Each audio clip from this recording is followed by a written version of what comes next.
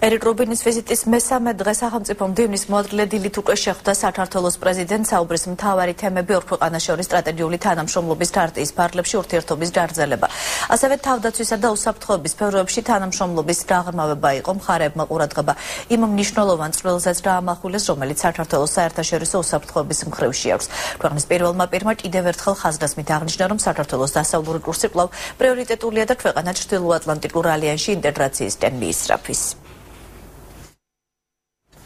დღეს შეერთებული შტატების სახელმწიფო მდივნის მეორე მოადრილი ევროპისა და ევრაზიის საკითხებში, თავდაცვისა და უსაფრთხოების საკითხებში ამერიკის საქართველოს მთავრობათა სამუშაო ჯგუფის შეხვედრაში მიიღებს მონაწილეობას.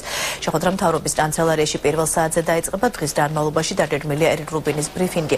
რუბინის ამდღიან ვიზიტს საქართველოში დღეს დაასრულებს. სახელმწიფო მდივნის მოადრილე თბილისის 27 ნოემბერს ეწვია ვიზიტის ფარგლებში უკვე გაიმართა შეხვედრები პრემიერ-მინისტრთან, სადარაო თავდაცვის, შინაგან საქმეთა იუსტიციის მინისტრებთან და რეინტეგრაციის საკითხებში სახელმწიფო მინისტრთან.